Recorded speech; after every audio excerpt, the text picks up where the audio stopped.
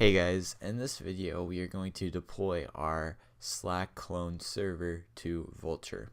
Now if you don't know what Vultr is, it is a cloud hosting place where you can set up a virtual server and then run code on it.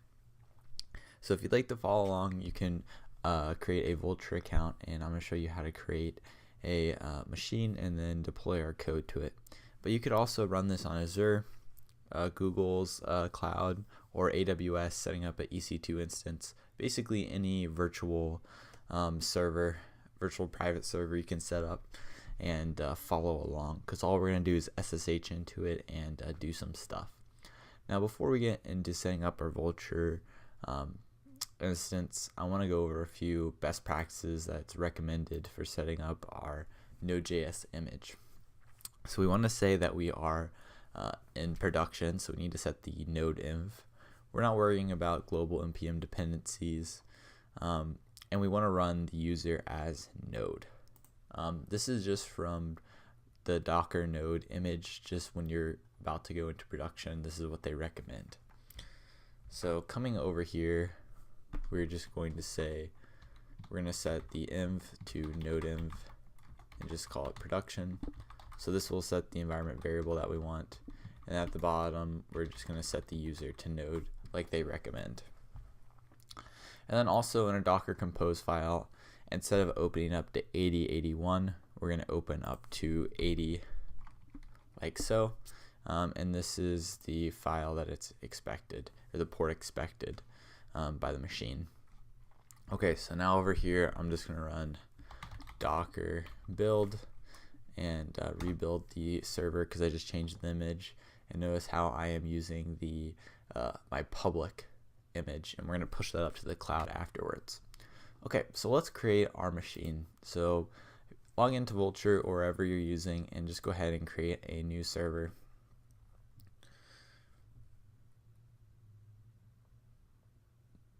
And I'm going to select Miami just because it has the cheapest servers still up. They're all sold out for the other regions. I'm actually not quite sure how to pick the best region. I assume you just pick the one closest to you or closest to your audience of users that are going to use your web application. I'm going to go ahead and just keep the default for CentOS. The other one I would consider using is Ubuntu.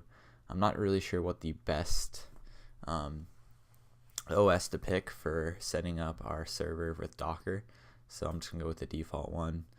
Set my server size, got my location, and alright, we'll just call this Slack clone server. Go ahead and deploy that. So when that's finished deploying, what we're going to do is SSH into it and install Docker on it.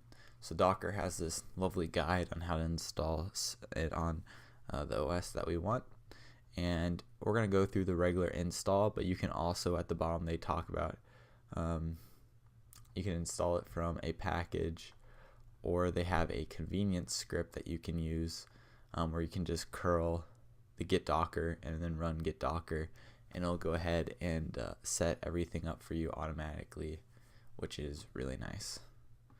But yeah, we're just going to follow the regular installing in Docker that it recommends up here. And then after that, we're going to get Docker Compose set up and boot up our machine. So let's see where we are in the process. This guy is still booting up. Alright, so our image finished building, so I'm going to push it up to the cloud. So Docker push.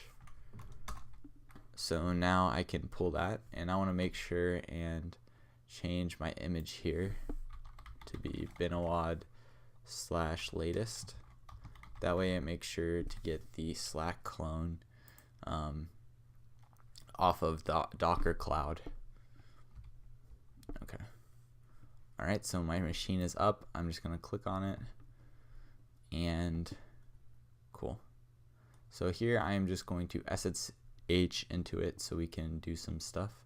So the way we do that is I'm going to copy the IP address, come on over here to terminal, and I'm just going to SSH as root at and paste in my IP address. We're going to say yes. And now we can put in our password. So here's the password that they give you. I'm going to copy the password here, paste it in, and cool. And we're now currently on the server. So we're just going to go through the installation process they recommend here. So we're going to copy sudo yum and run all that stuff. And then here we'll set up the repository.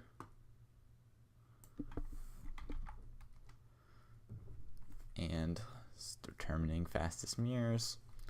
We'll just let this finish downloading and do that. And we're just going to go ahead, and we're not going to worry about setting up an edge or test repositories. We're going to just do the regular one. Okay, then we're going to install that. Go ahead and run that. That was fast. And go ahead and do sudo run. Oops. And I'll link this guide in the comments below, or description below, if you want to follow along as well. Yes, we'd like to download this. So now we should have Docker installed. Looks like you can check for duplicates. I think we're going to be fine. We're going to start up Docker using this. So what we just did before, installed and configured it all. And now we're going to start it up and then make sure it's running. And then we're going to download the Docker Compose script, and then we're going to copy our files. So we're going to copy over Docker Compose, and I don't think there's anything else we need. Oh, we need our Nginx template as well. So we'll copy that onto our server, and then we'll just run Docker Compose up, and Docker Compose will figure out downloading all the images and boot stuff up, hopefully, if we did everything correctly. Alright, so I'm going to start up Docker, and let's try running Hello World of Docker.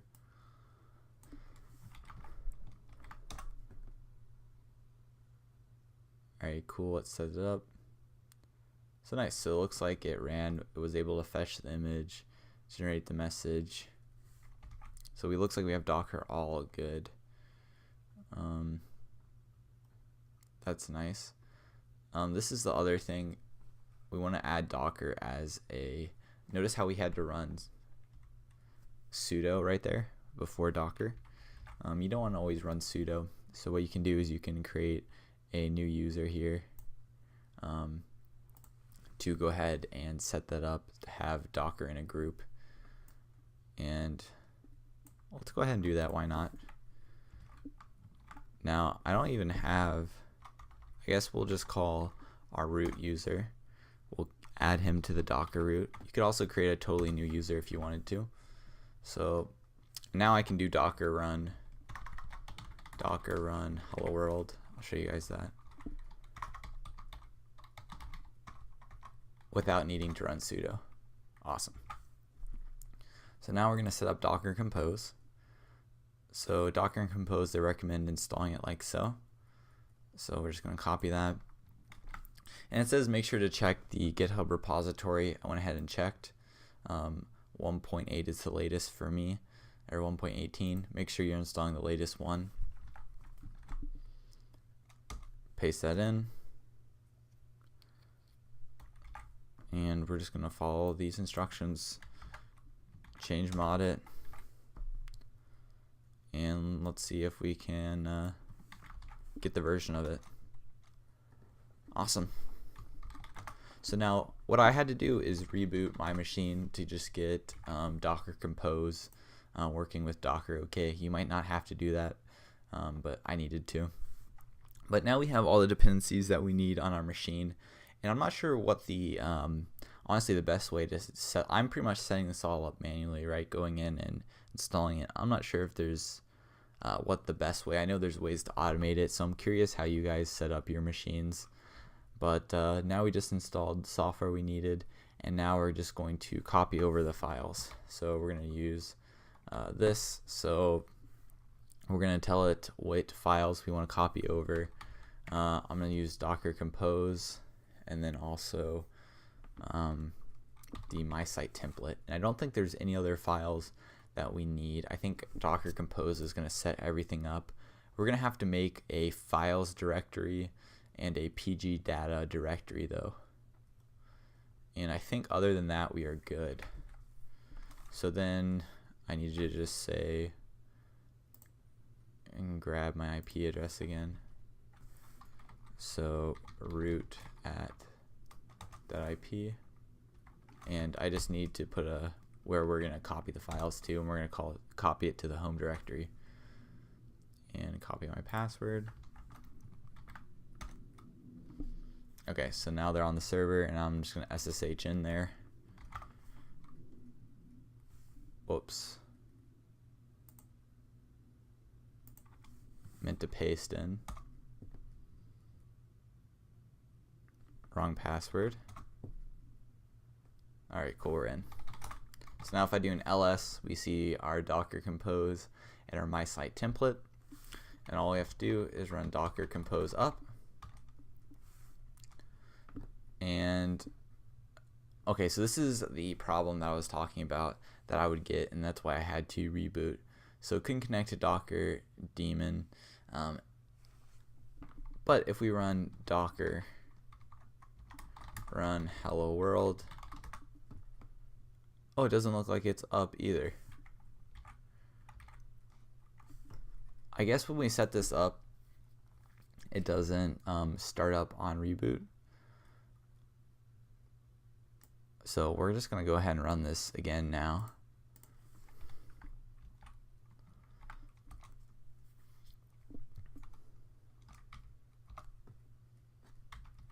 Now if I Docker Compose up, okay, that seemed to work. So now it's fetching all this stuff.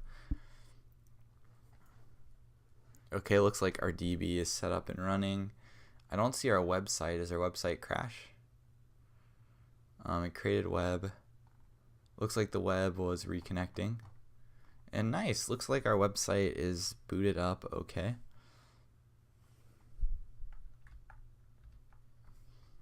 So to access this, it's going to be this IP address /GraphQL, which should crash and stuff because it's, yeah, get query missing. But look, see how we get query missing? That means we actually did connect to our Express server. We just couldn't connect to it. But that's where I want to stop this video. We have the backend set up. The next thing I want to do is deploy our front end, and then connect the two together so we can actually make requests and view Slack clone live on the internet. But cool, we're able to connect to it. That's good. And we can see in Nginx over here our connection. So awesome. Yep, but that's it for this video, guys. Thanks for watching.